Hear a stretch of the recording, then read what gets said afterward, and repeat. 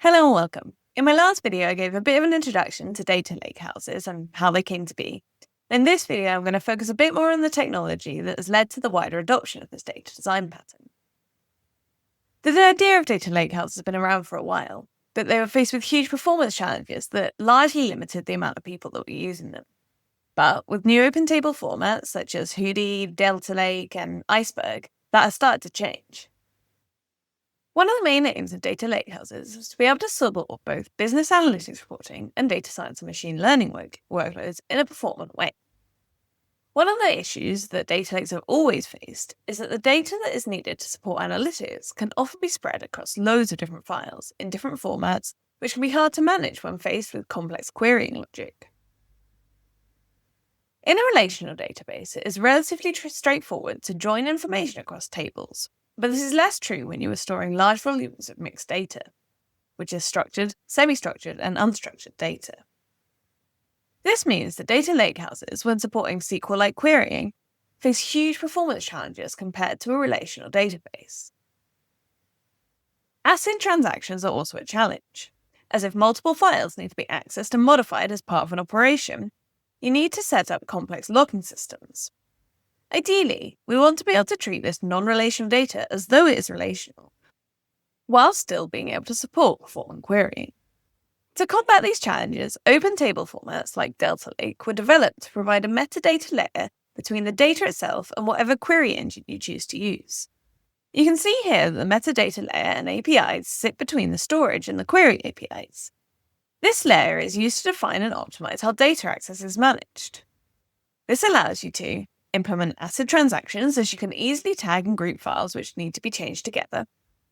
Apply schema validation and performance. You can reject data that doesn't follow a set of rules. This improves data consistency within the system. You can implement data versioning and create repeatable audit trails. You can enable stream and batch processing. And you can provide more performant querying over mixed data. Data Lake collects this data automatically when you write it to a table, and in this way, lakehouses can support well-managed and performant querying while still being able to use SQL-like business analytics APIs. These open file formats also allow us to better support optimizations for the declarative APIs that are used for machine learning and data science workloads, like Spark.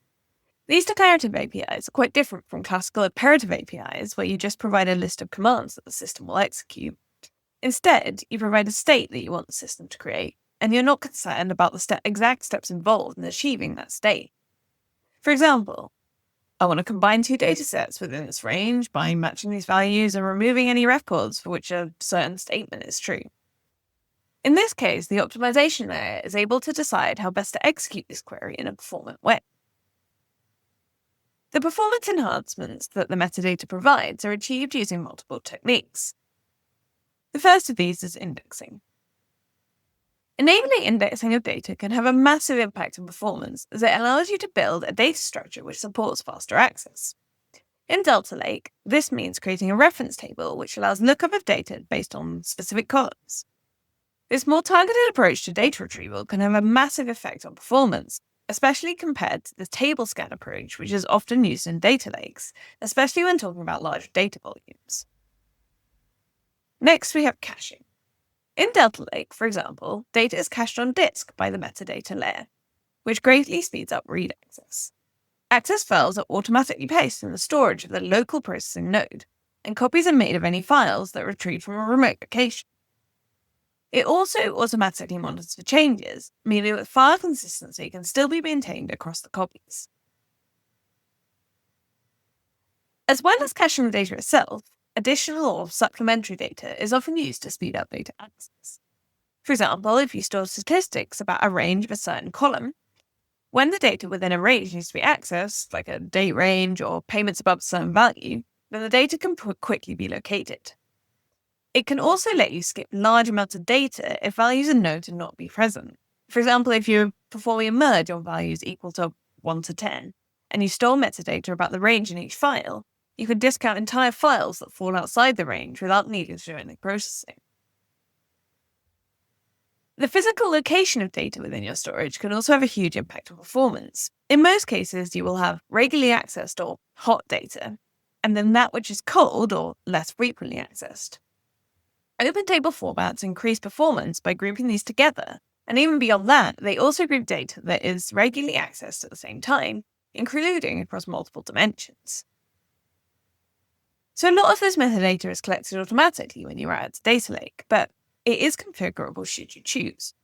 A good example of this is the defining of specific Z ordering for columns. This is useful because if you have data that is often grouped by more than one column, like age and gender, smarter grouping is needed to support performant querying.